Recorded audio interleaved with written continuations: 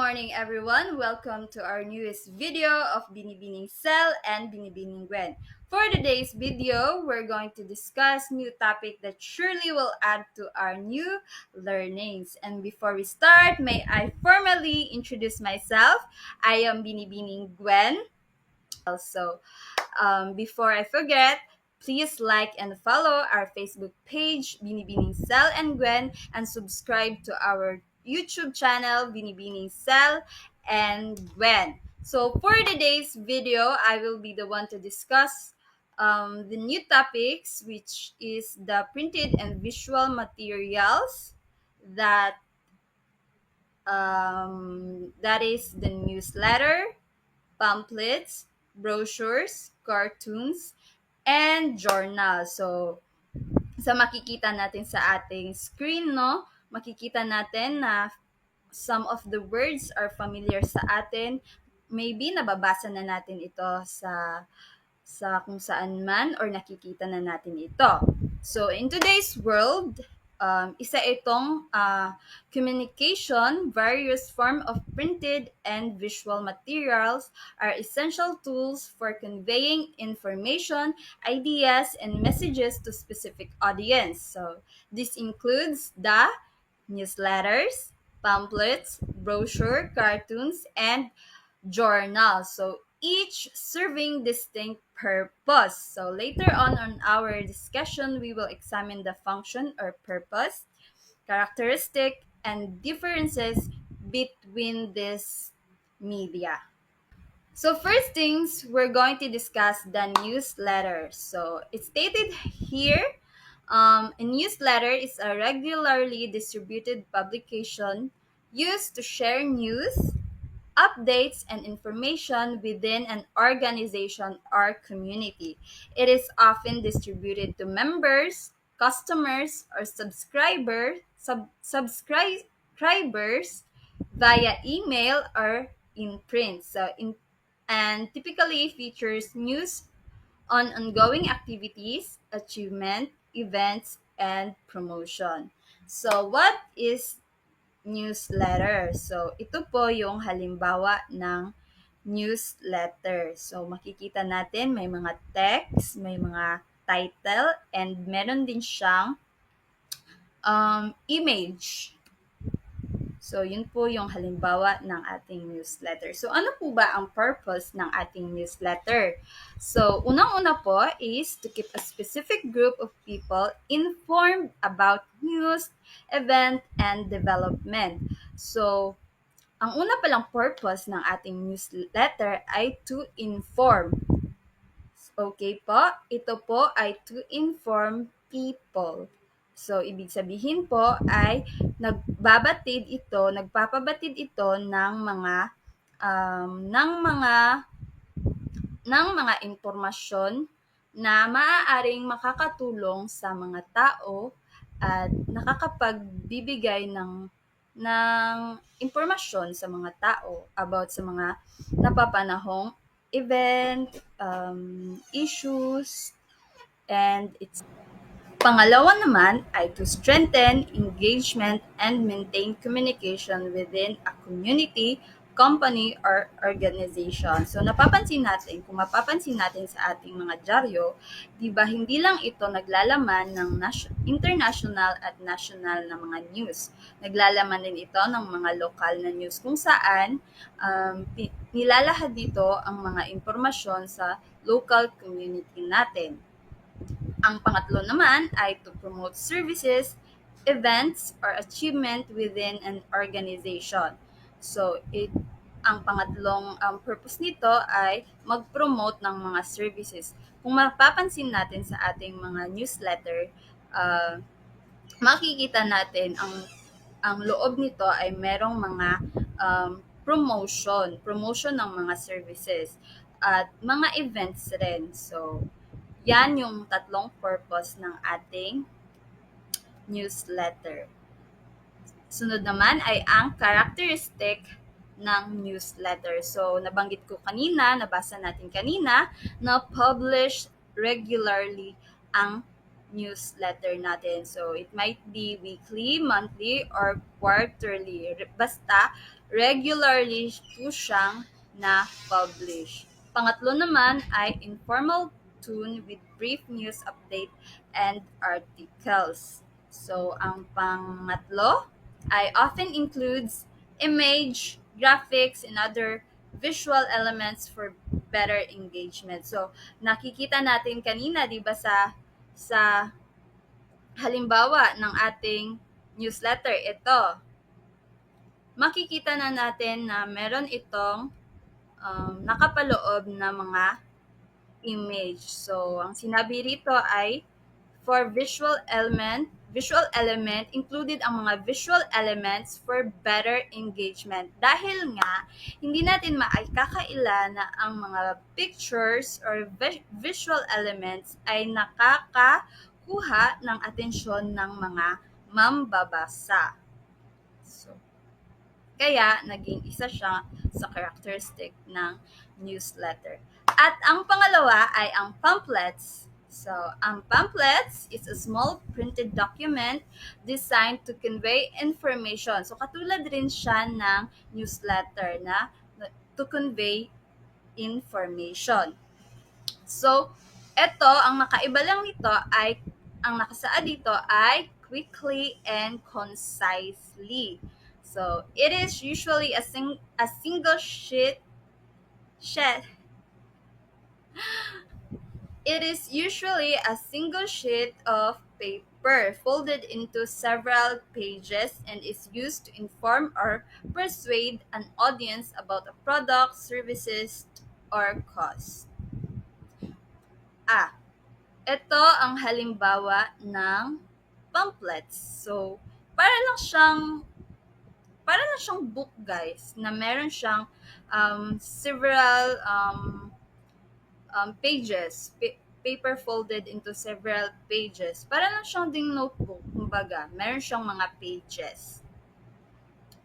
So, purpose ng pamphlets ay to provide quick, yung nabasa natin kanina, quick and concise, easily accessible information about the specific topic. So, ang nakapaloob ng pamphlets ay kung saan ay mga particular or yung mga specific topics, product, or event.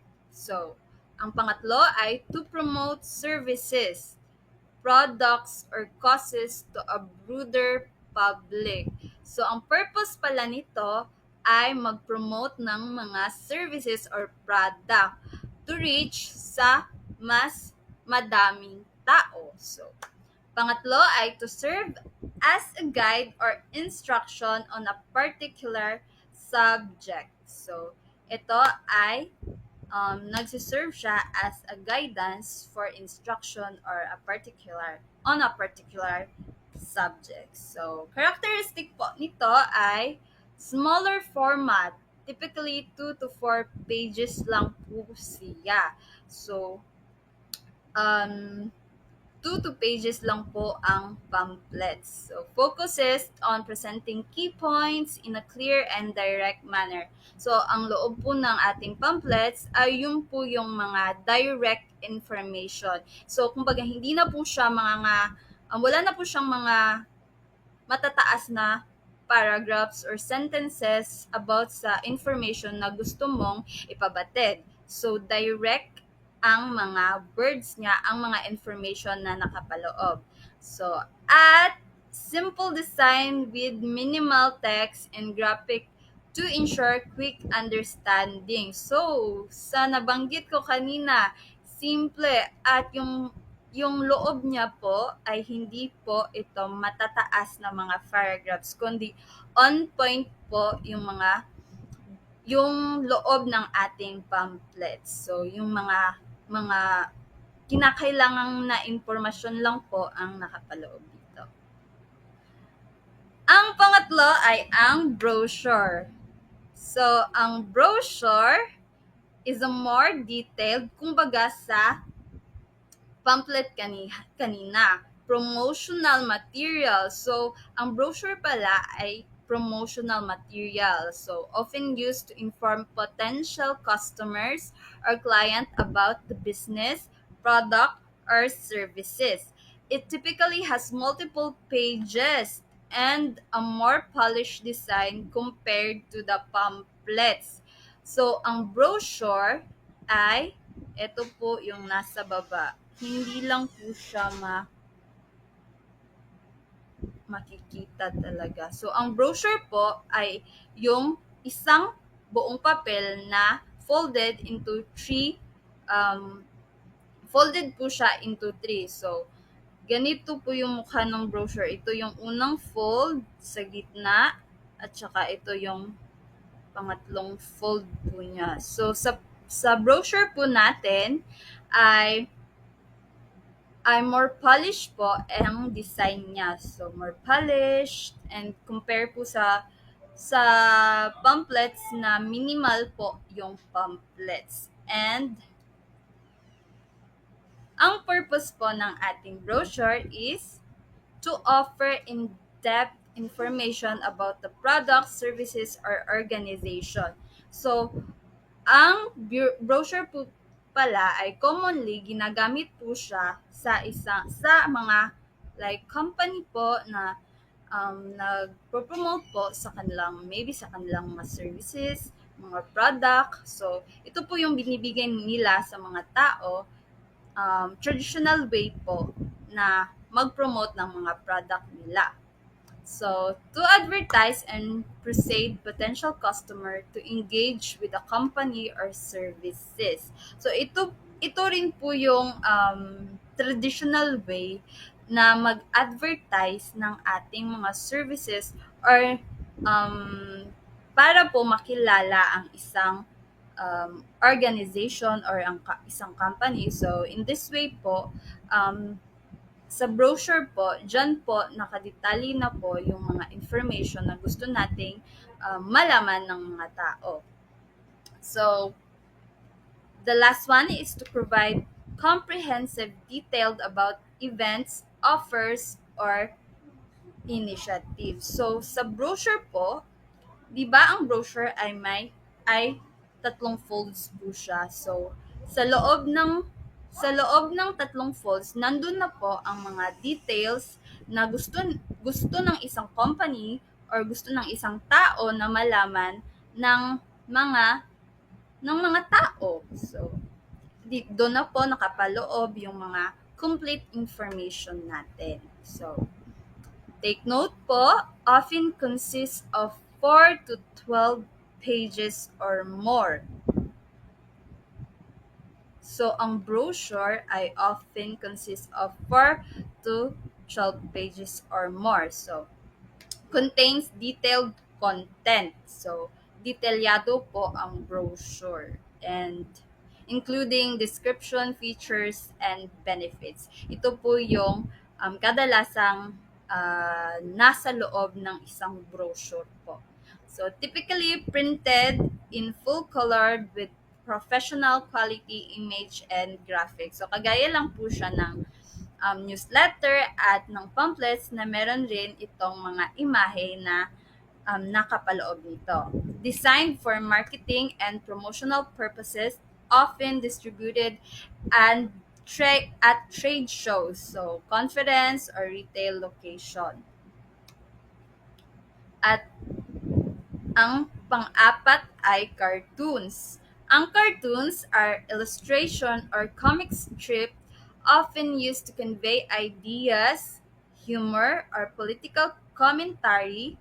While they are typically associated with entertainment, cartoon also serve as a form of social or political critique, offering commentary on current events or crucial issues. So, um, ang purpose po ng cartoon ay unang-una is to entertain and amuse reader. So kung makikita po natin sa ating mga diaryo ngayon, so 'di ba na-observe natin na merong mga pictures or mga cartoons, yung mga animated na mga drawings na nakalagay sa ating mga dyaryo, which is ang tawag po dun ay caricature, kung saan makikita po natin yung kaibahan kasi merong mga exaggerated ng cartoons or ng drawing na ine-emphasize. So, kung mababasa natin kanina is conveys, ang cartoons ay nag-conveys ng ideas, humor, or political commentary. So, sa dyaryo po, kung kanina po sinabi ko na meron tayong mga animated na mga cartoons sa dyaryo kung saan meron pong mga part ng cartoons na exaggerated, which is ang purpose po nun is to convey a message, a specific message po. Like example po, sa sa si Duterte, sa Jaryo, meron pong sketch na cartoon ni Duterte, which is malaki po yung ilong niya, which is plays the characteristic of Duterte dahil um, yun yung inexage na na body parts ni Duterte, which is yung ilong, kung saan nagko-convey po ito ng message and maaari pong comment ng mga tao and etc. So maaari rin itong about sa political or like pagpapatawa lang. So pangalawa naman ay to provide social or political commentary in a humorous or satirical way. So, nung sinabi ko kanina, halimbawa po ng isang cartoons like um, isang politiko po na isa pong politiko tapos yung ulo po niya ay buwaya. So, um, meron nagko-convey po yung mismong drawing or yung mismong cartoon ng isang commentary, political commentary. And the image itself, the cartoon itself is nagko-convey po siya ng commentary sa isang political. And yun, maaari ring pampatawa, humorous, or satirical way. So, pangatlong purpose ay to simplify complex idea and make them more relatable and engaging. So, sa pagtuturo po natin ay ngayon ay uso na po yung um, yung mga visual na mga like presentation. So, ang isa sa mga kumbaga advantage nito ay mas nasisimplify nito ang complex na mga concepts sa pagtuturo sa mga topics. So, di ba napapansin natin ngayon na if as teacher nag integrate tayo ng mga images, ng mga videos, 'di ba mas naiintindihan ito ng mga learners. So, yan yung isang purpose ng cartoons to simplify complex ideas. So, remember, um, cartoon combines image and short text or dialogue. So, uses humor, satire, or exaggerated visual style to make a point. So, isa yan sa mga bakit yung mga cartoons or mga images natin ay kumbaga exaggerated dahil nga meron itong gustong or ipo-point. So, kaya siya exaggerated. So, found in newspaper, magazine, online media, and social platform. So, sa hinalimbawa ko kanina, yung mga caricature, so yun yung mga halimbawa ng mga cartoons na makikita natin sa dyaryo. And often addresses current issue in a playful or critical manner. So, yung mga cartoon ay isa itong way na magpabatid ng mga message, ng mga critical na mga message, na mga playful na mga message. So, ginagamit po ang cartoons. And ang panghuli ay ang journal. So, a journal is an academic or professional publication that features in-depth articles, studies, and research in a specific field of interest. So, it is usually peer-reviewed and serve as a platform for researchers, scholars, and experts to present their findings and share knowledge. So, purpose of the journal first is to disseminate scholarly research findings and advancement in a specific field. So etong journal is nakakatulong ito kasi it is way natin na maka-find ng mga studies ng mga um, yung mga academic studies, 'di ba? So tayo as a researcher, um, isa yung journals na nakakatulong na maka-find ng mga studies and uh, scholarly research. So, pangalawa is to provide a platform for professional and academic to share ideas, theories, and research. So, sa atin, mga researcher, isang journal na nakaka-provide sa atin ng mga insights, ng mga academics na mga idea or ng mga theories na nakakatulong sa atin sa ating mga akademikong pananaliksik. So, pangatlo ay to keep practitioners and researchers informed about developments in their area of expertise. So, yan po ang purpose ng ating journal. So, ang characteristic ng ating journal ay contains original research, review, and scholarly articles. So, ang journal po talaga ay nagko-contains po ng original natin na research. Ang pangalawa ay uses formal, technical language suited to an expert audience. So kung makakikita tayo ng journal online, 'di ba yung mga appropriate word yung mga kadalasang mababasa natin. So formal po ang ginagamit natin ng mga salita. Pangatlo ay typically published quarterly, monthly, or annually. So, ang journal po pala ay typical na pinapublish ng quarterly, monthly, or even in a year. So, pang-apat ay include citation, references, and peer-reviewed content. So, kung browse tayo sa Google at mag-search tayo ng mga journals, di ba kadalasan makikita natin na may mga citation ng mga author and may mga references. Alam na alam ito ng mga nagre-research ngayon. At ang panghuli ay published by universities, academic institution, and professional organization.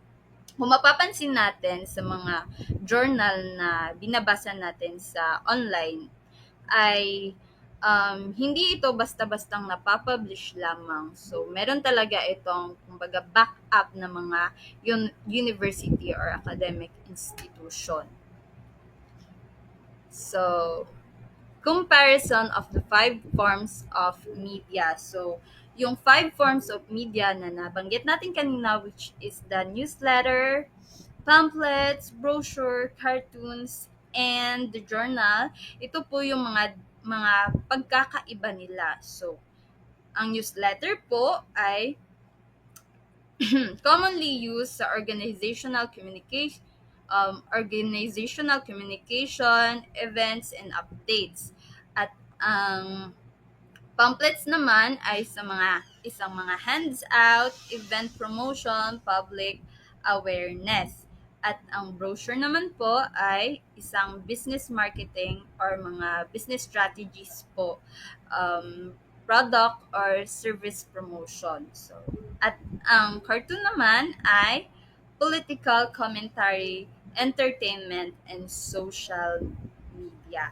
At ang panghuli ay ang journal kung saan academic publishing, research, dissemination. So, yun po yung mga common uses ng ating limang forms of media. At ito po yung mga differences nila kung saan sa iba-iba pong aspect sila ginagamit. So, um, yes, at nasa conclusion na po tayo. So, newsletter, pamphlets, brochure, cartoons, and journal, each serves unique function and cater to different types of audiences. So, kung mapapansin natin kanina, di ba, yung journal is kadalasan talaga, audience talaga niyan ay mga researcher or yung mga academic people kung saan sila ay naghahanap rin ng mga pananaliksik na maaaring ma-relate sa mga papers nila. So, kadalasan talaga mga academic people talaga yung mga nagbabasa ng mga journals. At ang cartoons naman, mga young people, maaaring mga bata, maaari ring mga matatanda for entertainment po siya at political commentary. So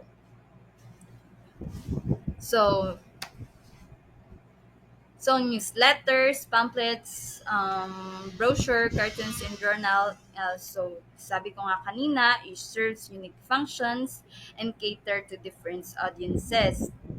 So, ang newsletter po ay best for internal communication po siya and regular updates po siya.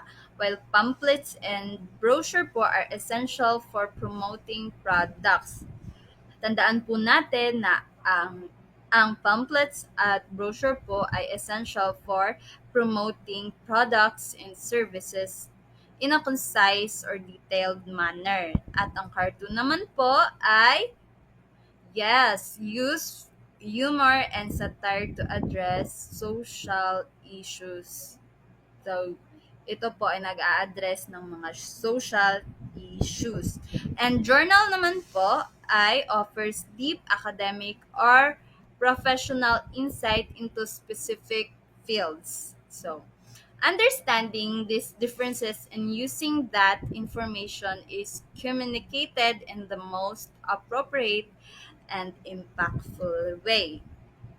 So, keep practicing your opinion on writing skills and use them to make a positive impact in your community.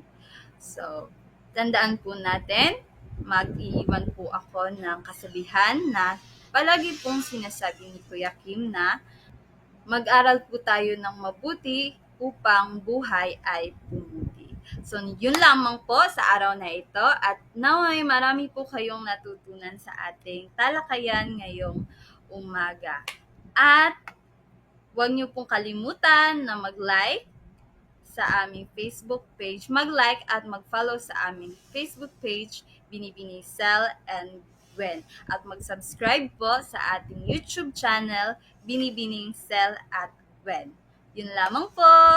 Bye-bye. Goodbye. Paalam. Sayonara.